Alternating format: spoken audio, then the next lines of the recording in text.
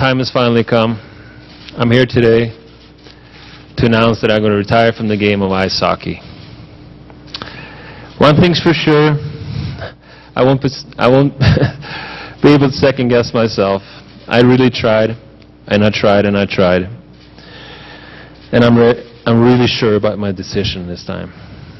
It was not an easy decision. And believe me, the process I went through was even tougher. I've been very fortunate. I've been surrounded by great teammates, trainers, coaches, throughout my entire career. It is perfect for me to announce my retirement here in Denver as a member of the Colorado Avalanche. And finally, I'd like to thank the great fans of Denver and around the world for their tremendous support and the way you embraced me.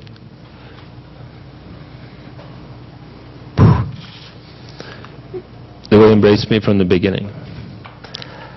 Played hockey all my life, but I came to this decision that I played my last and final game. Thank you.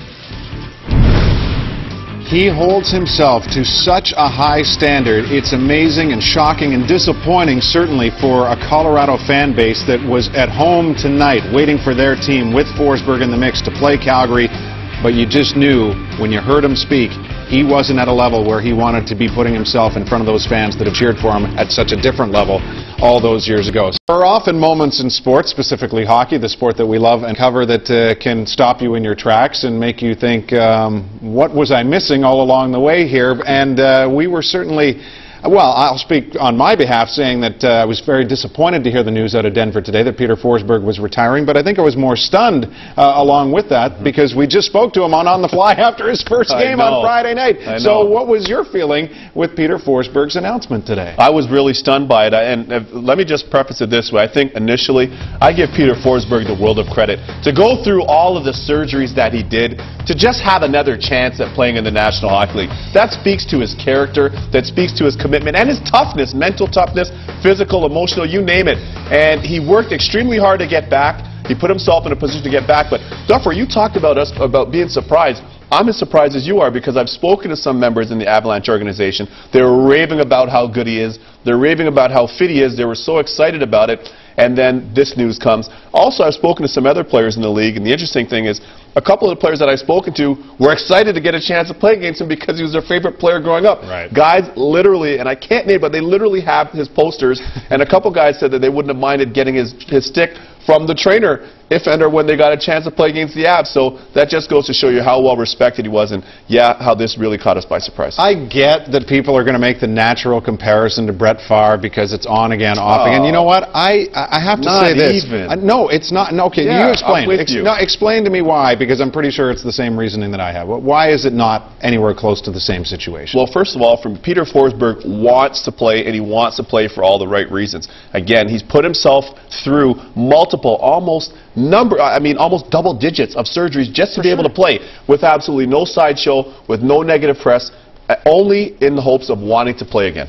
That's my thing with him. And it's not to say that Brett Favre didn't battle injuries and issues along the way, but Brett Favre never missed a game. Exactly. This is the point. You're talking about a guy who, in his press conference, talked about 8 years of battling the same problem and trying to get through it to get to this point. Absolutely. So, completely different situations, yet at the end of the day, probably both Hall of Famers. I think we know Favre's going in the NFL. Would you suspect that Peter is as close to an automatic, or do you think it's going to be a long process before Peter gets to the Hall? I'll say this. I'm not sure about the committee, but from my experience in playing against him, Peter Forsberg is a Hall of Fame player. I played with Hall of Fame players, and clearly I played against them. Peter Forsberg is one of them that I believe belongs in that category.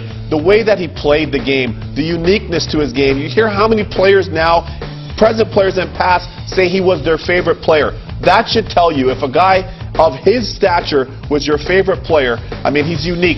2 Stanley Cup championships, two gold medal championships. I mean, MVP of the National Hockey League. This guy just did so many things so well. The interesting thing for me, Duffer, is the way that he played. Honestly, I can't say that there was another player that I played with or against that played his style. There isn't. Unique is a funny word, isn't it? I mean, if you're going through real estate listings, I'm not sure you want to see, you know, it's an interesting choice when people list it. But now, what makes Peter unique? I mean, why is it so hard to find a comparable to Peter Forsberg? Folks, here's what I'll share with you. When you go into a practice situation and a coach says, guys, today we're going to do one-on-one battle drills. Some guys will look up, some guys will look away, some guys will shake their head. Peter Forsberg starts frothing at the mouth. That's exactly the way he plays the game.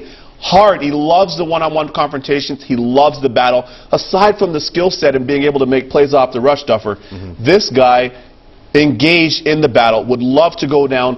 His best work was from the dots down off the cycle. The interesting thing for me is playing against him, I'm looking at him down in this corner. He's got one defenseman that goes over there. Then the second low forward goes over there. Then the second forward, which would be the third guy, comes in to help. So he's playing 1-on-3 and then still is able to either bull his way past them and or set the table for a pass that comes right out into the slot, and he puts it on a golden tees for the players.